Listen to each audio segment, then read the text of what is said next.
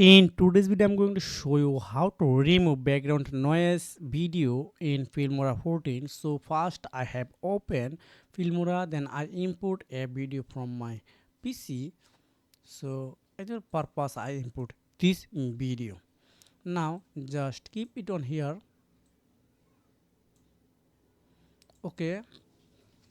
Now if I playing this video, in today's video I'm going to show it's have some noise. So just going on this video icon, first select this video layout and going on here, then just you need to click on audio, then here are denoise. So you can see AI denoise, normal denoise is real time. So I highly recommend you for use normal denoise because AI cannot perfectly remove video noise.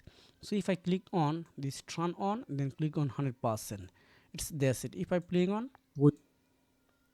in today's video, I'm going to any noise here I'm not here right now.